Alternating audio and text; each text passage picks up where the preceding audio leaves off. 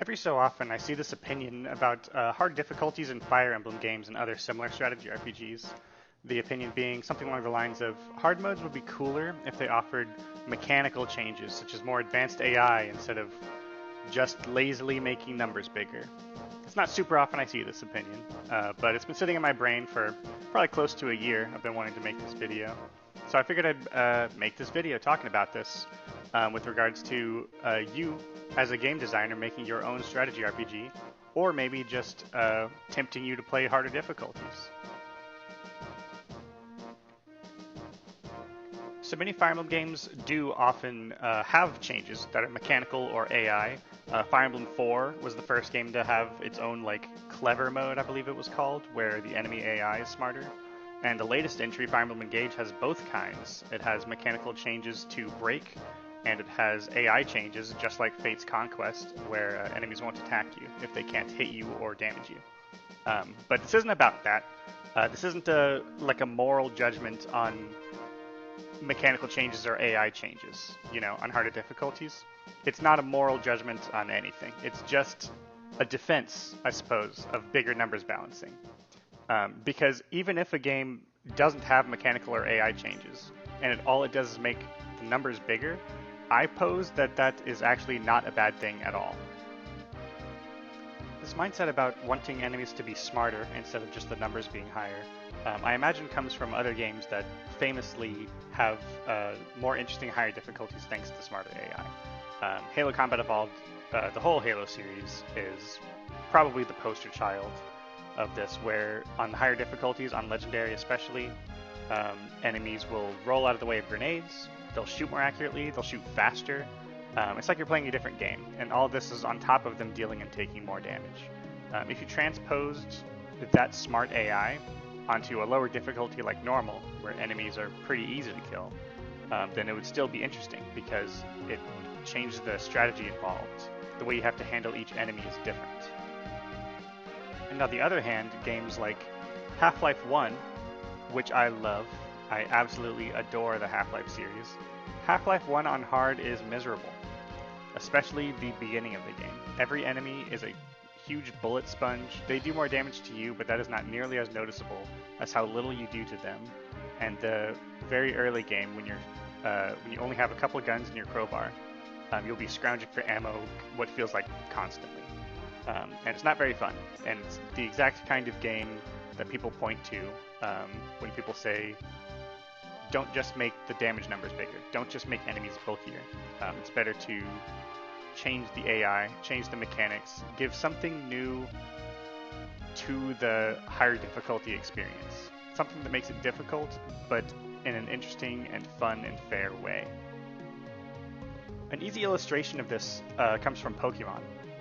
So in Pokemon, for a lot of regular trainer battles, you'll be fighting individual trainers who will have a tiny handful of Pokemon, 1 to 3. But the gym leaders will have between 4 and 6, depending on how far you are in the game and which game. If you gave a gym leader, say, a pair of Pokemon that are 10 levels higher than all the trainers around them, sure, that's hard. Those 2 Pokemon are tough. They will destroy you if you're just playing normally at a normal pace. However, how you're supposed to deal with them is not fun. You either cheese them using some weird strategy that is not intuitive and not what the game has been training to do, or you go out and level grind until you're a high enough level, and then you go back and beat their ass. It's way more fun when the gym leaders have a variety of a multitude of Pokemon. They have, say, the full 6, because then you have to have an entire team able to face off against those 6. So all of this to say, making the levels of the Pokemon bigger isn't as interesting as expanding the breadth of a gym leader's abilities. So I'm illustrating counterexamples where the bigger numbers balancing, I keep calling it bigger numbers balancing like it's a term, just making the numbers bigger is not as interesting. But in my opinion, the ways you can outplay opponents are very different in a turn-based strategy game. and I want to talk about how you can leverage just making the numbers bigger to make not just a more difficult strategy RPG, but a more interesting one. So here I am in SRPG Studio. If you're new to the channel, this is basically all I ever talk about. This is a game engine kind of like RPG Maker, but for Fire Emblem clones. I'm sure someone's going to be mad that I call it a Fire Emblem clone maker, but let's be real here.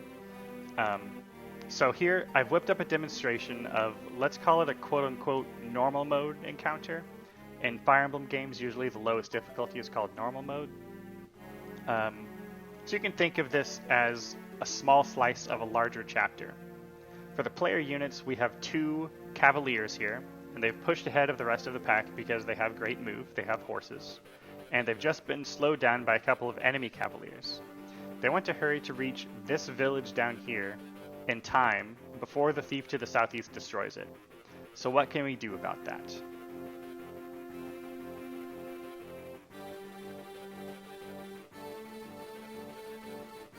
As you can see, the enemy stats are very pathetic.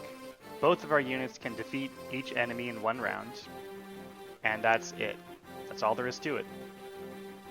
The only decisions to be made here are which tile to attack from, because maybe one gets you closer to your destination. Who do you want to feed the EXP to, if that even matters? Seems like they're capable enough fighters already. And what's the cheapest way you can kill each enemy? Both units have a secondary weapon, and they're very good, but you might as well conserve them, right? Who knows if you'll need them later.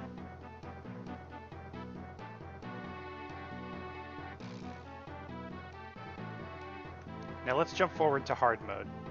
Here I've increased the stats of both of the enemy Cavaliers. They're faster, they're stronger, and they're bulkier. I haven't even shown you the player unit's stats yet, and I haven't changed those.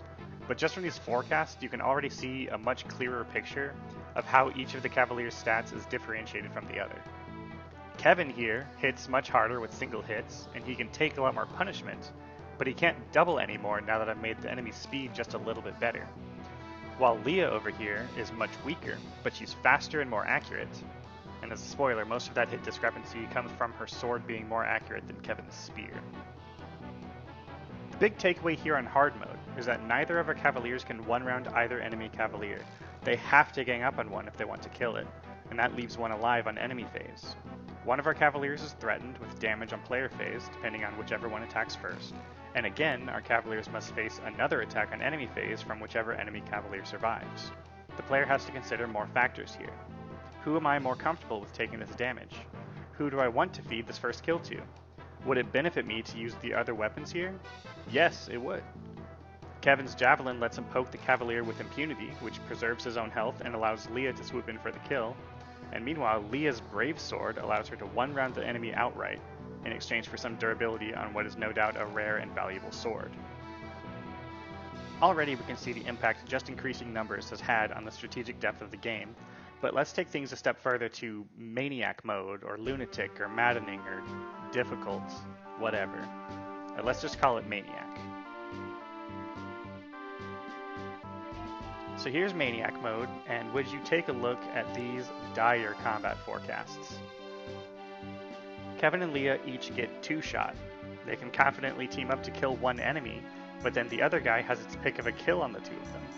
Kevin can try to safely poke one with the javelin, but its accuracy is very shaky, so one reliable play you could do is simply retreat. Go back up here to the north, outside of one of the enemy's ranges, and chip the other one in enemy phase. You'll have to go through a similar song and dance next turn, but the HP values of your units and theirs will be in different states, and you'll have more teammates available to contribute to the combat. The Cavalier's very powerful movement, their best stat, which makes them dominant on normal mode, is mitigated a bit due to needing the help of their lower move allies who tend to have better stats. Of course, even this reliable and safe play has its own consequences. Do you remember the thief going toward the village that I mentioned? How are you going to get to that if your Cavaliers are running away from it? Well, let's look at the rest of the team. Maybe your staff bot back here has a warp staff to help a unit get closer, or maybe a freeze staff to stop one of these deadly Cavaliers. Maybe you'll have to reprioritize where you send your flying unit so she focuses on the village instead of contributing to combat. You have so many options here that you wouldn't have even had to consider if these enemy Cavaliers were dead. If they just had a few points less in strength and speed, they would not be a consideration here at all. If you're killing enemies in one round apiece, who on earth is ever burning a warp use on a map like this? To overcome a challenge where the enemy's stats are high, none of your limited resources are off the table. You have to think harder, sometimes outside of the box, and sometimes in ways that seem insane to someone who's only played on lower difficulties. Just making the numbers bigger makes the game much, much more interesting. A key to this demonstration is that enemy attack power grows a lot faster than enemy bulk as we go up in difficulty. From normal to hard, strength increases by 3, and from hard to maniac it increases by a further 6. Meanwhile, HP increases by 3, both from normal to hard and hard to maniac, and defense increases by just 1 for each difficulty jump. Just making the numbers bigger without thought is boring, and leads to slow gameplay against big, bulky damage sponges.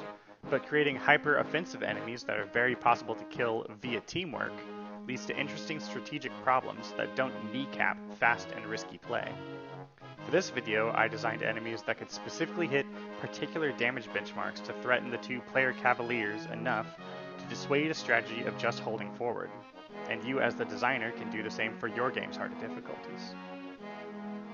To pull back the straw man for a second, I think this is the real crux of the argument for detractors against just making numbers bigger. Increasing bulk proportionally to offense, or worse, skewed in favor of bulk, tends to make slow and grindy battles where you lose a lot of your finite, real-world lifespan just whittling down chunky enemies.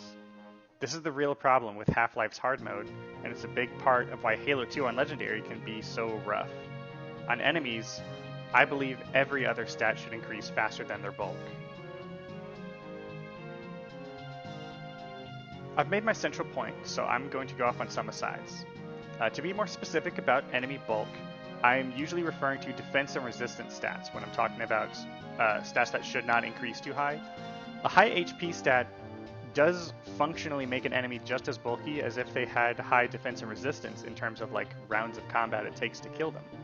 However, high HP but low defenses allow a much wider variety of player units to be able to contribute. You can have an under-leveled unit deal a small amount of chip. You can have a thief who will never have good combat chip an enemy.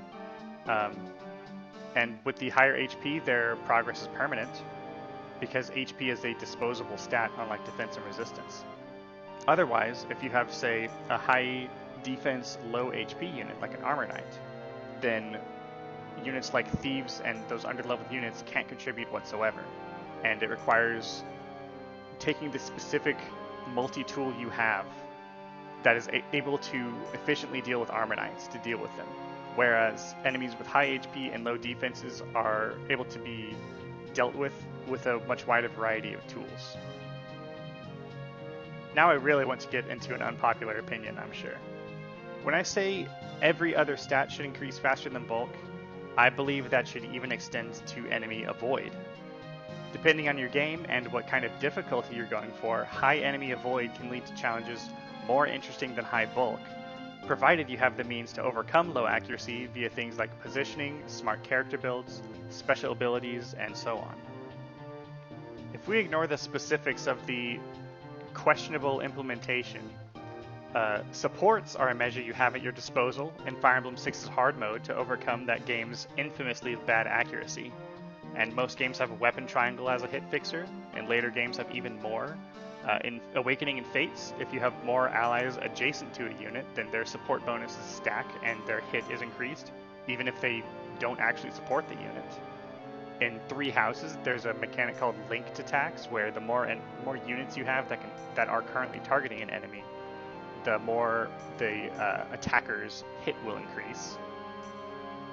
And there are weaker attacks that ignore accuracy and engage, like backup attacks, and the emblem super attacks that can't miss. There's mysticals who ignore terrain bonuses completely, and those are relatively strong in engage. These are all extremely relevant at different points where enemy avoid is very high, and that's fun. What's the point of having all these hit fixers if there's no hit problems to be fixed? To sum everything up, just increasing numbers is not just a valid way to balance higher difficulties, but in my opinion, actually an excellent way to make higher difficulties more interesting. Strategy RPGs tend to have a lot of stats, which means you have a lot of levers and knobs to fiddle with in order to create strategic challenges that push the players to the limit of their tools. Just be sure the player actually has the tools to deal with these new, stronger, bulkier, and dodgier enemies. Thank you so much for watching.